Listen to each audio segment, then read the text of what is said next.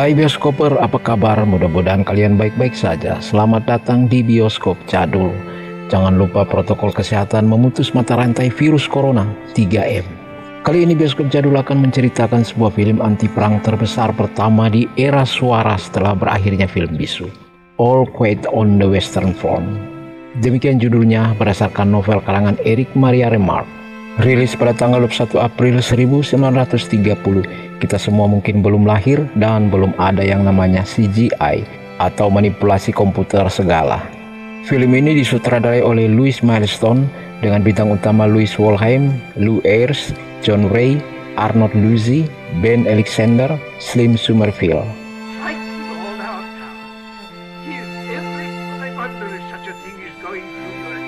Film ini berkisah tentang sekelompok siswa yang termotivasi propaganda gurunya tentang nasionalisme. Mereka pun mendaftar menjadi tentara Jerman.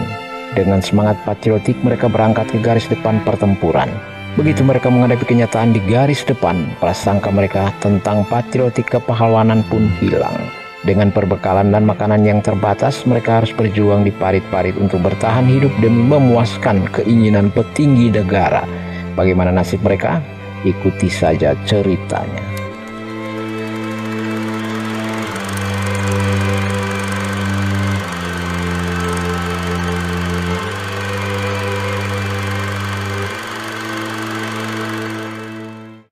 Film ini dimulai dari sebuah kota kecil di Jerman. Percakapan sedang berlangsung antara seorang wanita tukang kebun yang sedang mengepel lantai dan seorang petugas kebersihan tua yang sedang memoles gagang pintu. Ketika ia membuka pintu, tentara Jerman dengan helm berpaku seragam khas di tahun 1914 berbaris mengikuti suara musik lagu nasional yang dimainkan band militer. Bendera berkibar dan sorak-sorai orang banyak. Seorang tukang pos yang periang bernama Himmelstus sedang mengantarkan surat dan menyampaikan bahwa besok ia akan ganti seragam karena akan bergabung dengan tentara cadangan. Dari balik bingkai jendela sekolah terlihat parade militer. Di dalam ruang sekolah, seorang guru nasionalis, Profesor Kanturek yang tua, mempromosikan perang dengan berkhotbah di depan kelas anak laki-laki Jerman. Ia menginspirasi dan menyemangati seluruh kelas untuk mendaftar menjadi tentara dan melawan musuh Jerman. Sang profesor memberi ceramah kepada anak-anaknya yang masih muda. Mereka mendengarkan dengan penuh perhatian. Cor est pro patria. Here is a glorious beginning for your life. Now, our country calls. Terinspirasi oleh retorika guru mereka yang penuh semangat itu, mereka bangkit satu persatu berjanji untuk pergi. Sekelompok anak sekolah Jerman dengan antusias bersorak dan mendaftar menjadi sukarelawan dalam Perang Dunia Pertama. Di antaranya Paul Baume, Krop, dan Kemerik. Mereka yang muda itu mudah dipengaruhi, direkrut dan dilatih untuk memperjuangkan kemuliaan tanah air. Sesampai di kamp pelatihan, anak-anak itu berharap perang akan menjadi hal yang hebat. Mereka dengan antusias berbicara tentang pertempuran, menggunakan bayonet, atau membunuh musuh.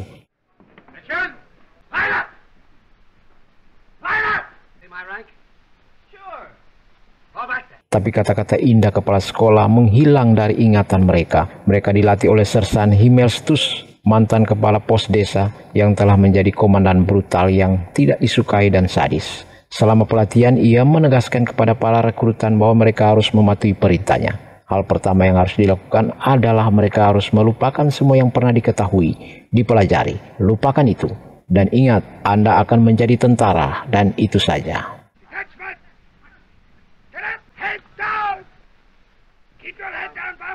Himmelstus menikmati hari-hari pelatihan dengan memerintahkan para rekrutan untuk berbaris di lumpur, tiarap di tanah, dan merangkak ke dalam lumpur.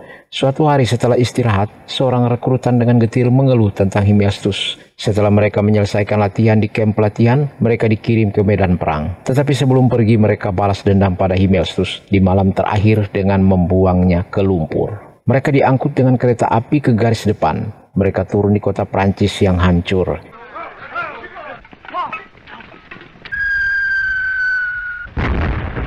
Di sana mereka mendengar dentuman peluru musuh untuk pertama kalinya. Jerman menderita kekurangan perbekalan dan makanan. Rekrutan muda itu disambut oleh para veteran perang yang kecewa dan sinis. Di dalam pabrik yang sepi, Westus yang berpengalaman, Dietering dan Ziaden bertemu dengan tentara ingusan itu. Anggota baru bernama Paul bertanya kepada veteran itu bahwa mereka belum makan sejak sarapan. Apa yang harus kami lakukan? Ini kota yang buruk untuk membangkitkan nafsu makan prajurit. Kami sudah di sini sejak kemarin pagi dan kami hidup dengan tumpukan jerami dan pisau cukur, jawab Siaden. Dan mereka memberitahu Paul bagaimana seorang veteran karir yang bijaksana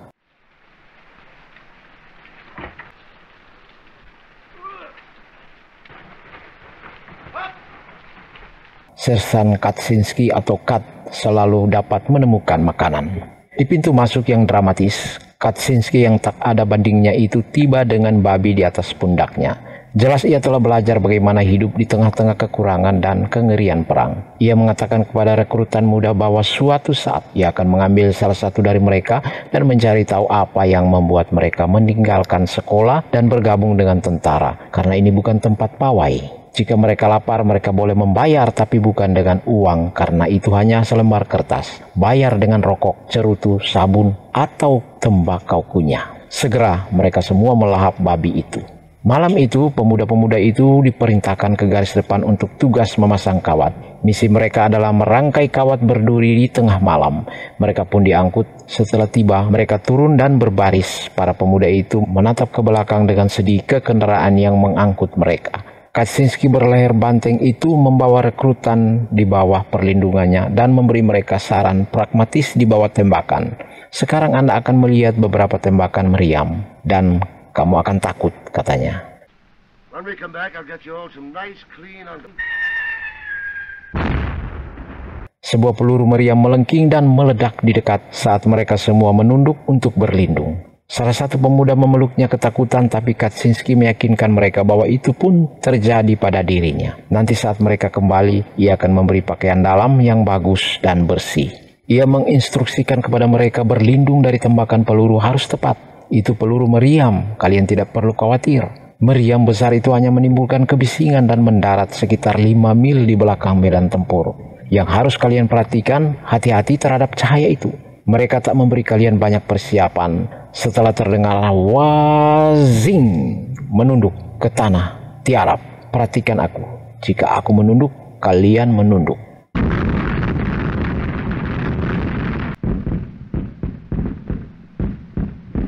Pada malam pertama di medan tempur, pengeboman terjadi saat mereka sedang merangkai kawat berduri. Salah satu dari mereka dibutakan oleh ledakan dan berteriak-teriak. Dia terhuyung-huyung dan terbunuh ketika berlari liar ke arah garis musuh di jalur tembakan senapan mesin.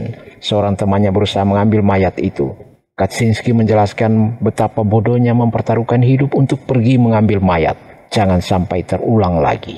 Siswa-siswa itu belajar bahwa perang tidak mulia.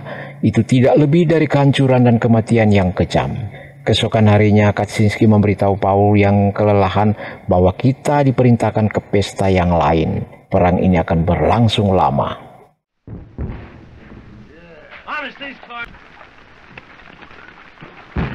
Selama berhari-hari mereka duduk ketakutan, lapar, kusut, dan lelah di bunker bawah tanah, mendengar suara bom yang selalu meledak di atas mereka. Pesan anti perang jelas melalui pengalaman pertama mereka diserang musuh. Seorang tentara mengalami mimpi buruk akibat kengerian perang di parit yang sesak. Kaczynski terpaksa meninju tentara itu untuk membuatnya pingsan. Ketika bagian dari bunker runtuh setelah terkena bom, Kemerik yang histeris berlari keluar dan kakinya kena ledakan.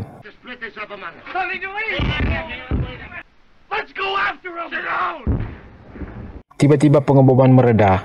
Mereka berlari keluar untuk mengambil posisi di parit. Suasana lengang seperti negeri tak bertuan. Kemudian terdengar ledakan-ledakan peluru dan terlihat pasukan infanteri Prancis melintas. Jalan mereka dipotong dengan tembakan senapan mesin Jerman untuk menahan dan memukul mereka. Sebuah granat meledak di depan seorang tentara Prancis yang sedang mendekati kawat berduri. Ketika debu dan asap hilang, yang tersisa sepasang tangan sedang mencengkeram kawat berduri itu. Paul menunduk dan mengernyit ngerih di depan senapannya.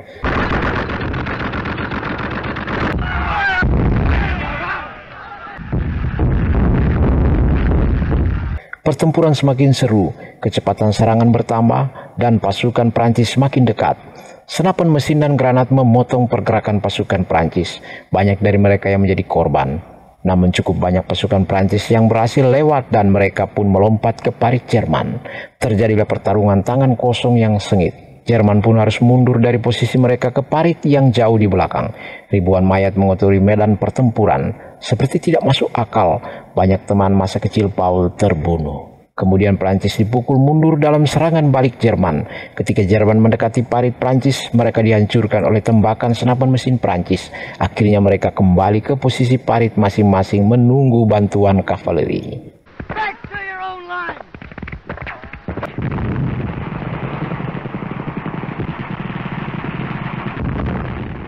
Setelah pertempuran itu, Kaczynski melapor bahwa hampir setengah dari kompi telah hilang. Mereka di tempat pengobatan atau sudah dikubur. Ironisnya, juru masak telah menyiapkan 150 tentara. Dia kesal karena tidak diberitahu bahwa hanya sedikit tentara yang akan makan. Akhirnya atas izin komandan, pasukan diberi makan porsi 150 tentara. Mereka istirahat dan berharap kembali ke garis depan hari berikutnya. Dalam percakapan mereka, prajurit-prajurit muda itu setuju bahwa Prancis pantas dihukum karena telah memulai perang. Perang dimulai karena satu negara menyinggung negara lain, atau satu orang menyinggung perasaan orang lain. Mendengar itu, Ceaden berkata, kalau seperti itu, tak seharusnya dia berada di situ, karena tak ada yang menyinggung perasaannya. Ada juga yang berkata bahwa perang ini mungkin keinginan kaisar, karena kaisar tidak pernah berperang. Setiap kaisar dewasa membutuhkan perang untuk membuatnya terkenal. Jenderal juga membutuhkan perang. Pabrik-pabrik juga membutuhkan perang untuk membuat mereka kaya. Kita tidak menginginkan, Inggris tidak menginginkan, maka Kaczynski memberikan solusi. Jika ada perang besar, Anda harus menyekat lapangan besar itu. Dan di hari bersejarah itu, kalian membawa semua raja, para menteri mereka, jenderal-jenderal mereka, masukkan mereka ke tengah lapangan menggunakan celana dalam mereka. Kemudian biarkan mereka bertempur demi negara mereka.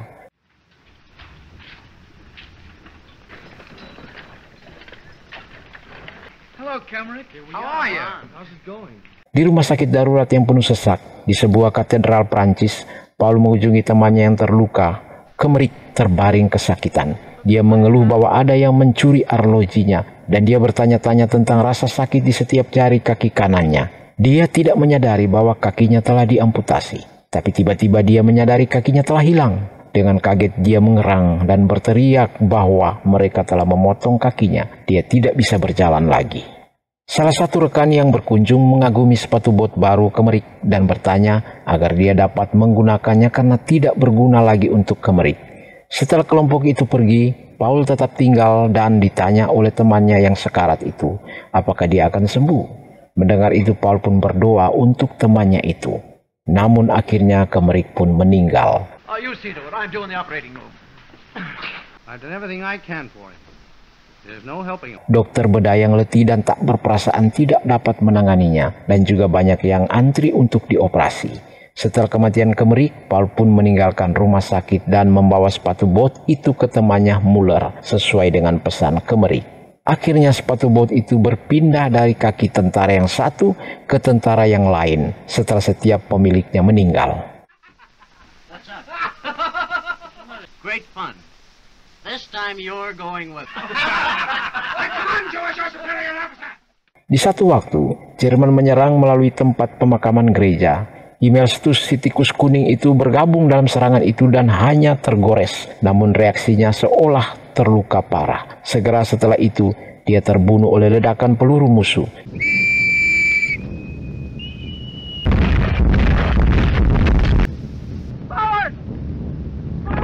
Hantaman keras mengenai kepala Paul. Ia berlindung di kuburan gereja. Di lubang kuburan yang peti matinya pecah sebab hantaman peluru.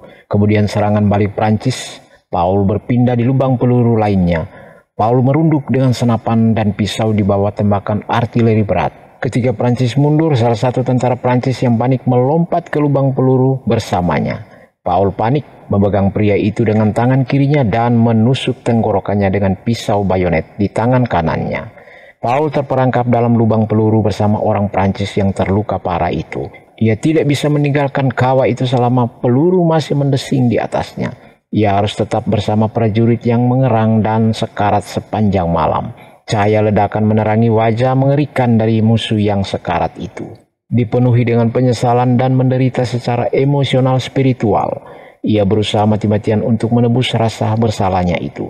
Ia mendekati prajurit yang sekarat itu dan menawarkan bantuan. Ia membasahi kain dengan air di lubang itu dan membawanya ke mulut orang Prancis itu. Di pagi hari, ia tidak tahan mendengar erangan pria yang sekarat itu. Ia berteriak dan bertanya mengapa butuh lama untuk mati. Kemudian setelah menyadari kesamaannya dengan prajurit yang sekarat itu, ia mulai berharap pria itu akan hidup dan pulang dengan selamat. Paul membawakan lebih banyak air untuk diminum pria itu, tetapi sudah terlambat. Wajah pria yang meninggal itu setengah tersenyum dengan tatapan menuduh melalui matanya yang terbuka lebar.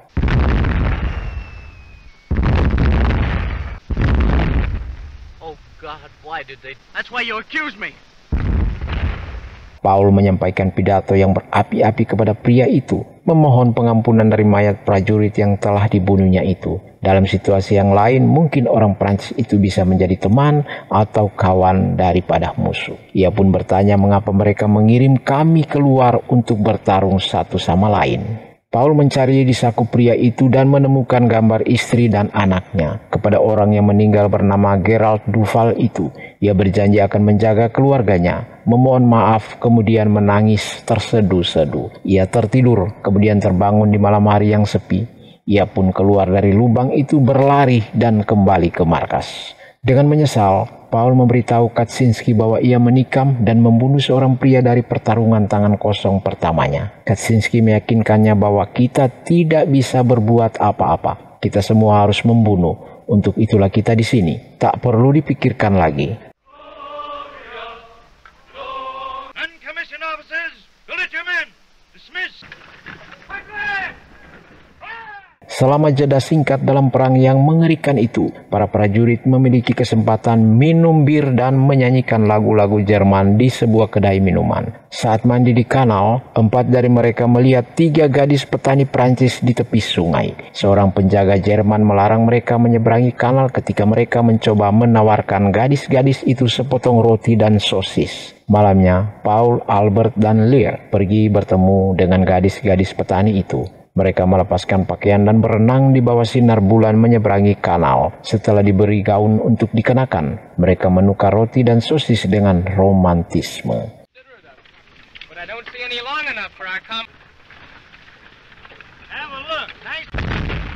Saat berbaris dalam perjalanan mereka menuju serangan baru, Paul menderita luka serius dan kaki Albert hancur. Mereka berdua dibawa ke rumah sakit Katolik di belakang garis pertempuran yang dikelola oleh para biarawati. Di sana mereka berkenalan dengan Hamaho, prajurit di samping tempat tidur mereka. Setelah Albert keluar dari tempat anestesi setelah kakinya diamputasi, dia mengeluh sakit di kakinya. Tiba-tiba matanya melebar dan ingat bahwa ini adalah keluhan yang sama didengarnya dari tentara lain yang kakinya diamputasi. Dia gugup dan berteriak. Hamaho memberikan cermin untuk melihat mukanya. Tapi Albert kemudian mengangkat cermin itu di atas kepala dan memiringkannya untuk melihat ke bawah. Dia ngeri melihat kakinya dan berteriak-teriak. Dia tidak mau lumpuh. Jika ada kesempatan, dia akan bunuh diri. Setelah pulih, Paul diberi izin untuk kembali ke kampung halaman di kehidupan sipilnya. Ketika ia memasuki pintu depan rumahnya, sinar matahari mengalir masuk. Saudara perempuannya bernama Anna bergegas menuruni tangga dan memeluknya. Selama kepulangannya, ia kesal karena menemukan dunia yang damai dan berpuas diri. Ia mengunjungi ibunya yang terbaring sakit. Di sini aku berbaring menangis, bukannya senang, kata ibunya.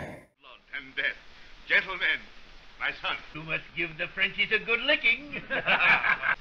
want the best for our soldiers all the time. Di kedai bir, ayah Paul bersulang untuk menghormati putranya. Teman-teman tua ayahnya yang dangkal dan tidak berhubungan dengan realitas perang terus berdiskusi dan berdebat soal perang. Salah satu dari mereka mengeluarkan peta front barat dan memberitahu Paul bagaimana Jerman harus menyerang lebih dulu untuk memenangkan perang. Maju ke depan, jangan hanya berpegang teguh pada peperangan parit abadi itu. Paul menjelaskan bahwa perang bukanlah seperti yang terlihat di belakang yang mereka bayangkan. Pria-pria tua bodoh itu mengabaikan pengalaman Paul. Sambil menunjuk ke peta, mereka terus berdebat tentang strategi perang. Paul meninggalkan meja mereka. Paul pun berjalan ke sekolah lamanya. Romantisme perang masih bertahan di sekolah itu. Melalui jendela yang terbuka, ia mendengar guru yang sama, Profesor Kanturek, masih memuji perang di depan sekelompok siswa baru, bahwa mereka dapat menyelamatkan tanah air tercinta. Sang profesor melihat Paul dengan seragam di pintu kelas. Untuk membuktikan semua yang telah diucapkannya, prajurit berpengalaman dikenalkan kepada mereka. Inilah salah satu pemuda besi yang membuat Jerman tak terkalahkan. Sang guru mendesak Paul untuk menyampaikan pidato patriotik kepada para pemuda yang berbinar-binar dan takjub itu. Bertentangan dengan keinginan profesor, Paul menyampaikan pernyataan yang damai, tidak mengagung-agungkan dan berbicara apa artinya melayani tanah air secara realistis dalam perang. Ia menggambarkan kehidupan dalam parit. Saya pernah ke sana. Kami tinggal di parit, bertarung, mencoba untuk tidak dibunuh. Anda di sini masih berpikir itu indah dan manis mati untuk negara. Kami dulu mengira seperti itu, kotor dan menyakitkan mati untuk negaramu. Ada jutaan di luar sana yang sekarat demi negara mereka. Dan apa gunanya? Karena pernyataan itu, Paul dicap pengecut oleh anak-anak itu. Tapi Paul terus berkata, di sana Anda hidup atau mati.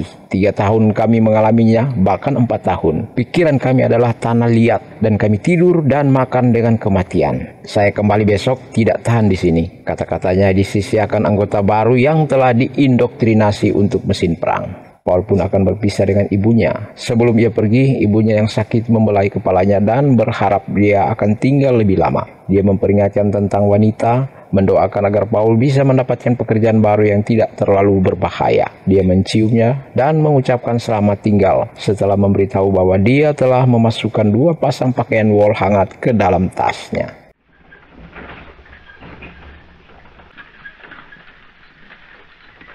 Paul pun kembali ke garis depan. Beberapa kawan lama kompi kedua masih hidup, tapi sebagian besar diisi dengan rekrutan pengganti. Pemuda masih hijau, berumur 16 tahun seperti dulu. Paul menemukan sebagian besar kompinya telah terbunuh, kecuali Sianden yang senang melihatnya. Kompi kekurangan makanan. Dulu ada beberapa makanan serbuk gergaji. Sekarang semuanya serbuk gergaji. Sianden berkecil hati karena tentara mentah dan tidak berpengalaman, tidak seperti tentara lama. Mereka bahkan tidak mampu membawa 1 ransel. Paul bertanya di mana Kaczynski. Sianden mengatakan bahwa Kaczynski masih hidup. Dia keluar mencari makan untuk anak-anak itu di jalan terbuka sekitar 2 mil jauhnya.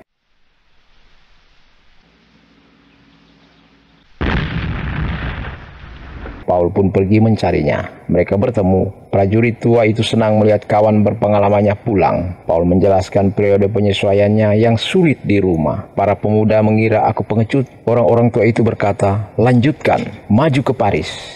Yang aku inginkan kembali bertemu kau, Kat. Dan Kat berkata bahwa di Paris mereka makan roti putih, lusinan pesawat dan tang yang siap. Dan yang kita punya hanyalah senjata usang, tidak ada makanan, tidak ada amunisi. Setelah berbicara sebentar, mereka berjalan kembali ke kompi. Di tengah perjalanan, bom pesawat melukai tempurung lutut Kat. Paul memikul veteran tua yang terluka itu di bahunya. Kemudian serangan udara lain dari pesawat musuh meledakkan bom di belakang mereka. Paul terus memikul Kat dan membawanya ke tempat aman. Paul tidak menyadari bahwa prajurit tua yang dipikulnya itu sudah meninggal karena serpihan bom menancap di lehernya. Paul terus memikulnya sambil berbicara mengenang bimbingan yang diterimanya dari Kat ketika datang sebagai rekrutan muda dahulu. Setiba di tenda rumah sakit darurat, Paul membaringkan Kat dan pergi mengambil air untuk diminumkan ke Kat. Tapi petugas kesehatan itu mengatakan kepadanya tidak usah repot-repot, dia sudah mati. Paul tidak mempercayai, ia terus mencoba memberi Kat minum. Melihat tangannya berdarah setelah menyentuh belakang kepala Kat, ia pun sadar. Paul berjalan menjauh dari tenda, bingung dan sedih secara emosional atas kematian itu. Di front barat, ketika semua rekannya pergi menimba air keluar dari parit,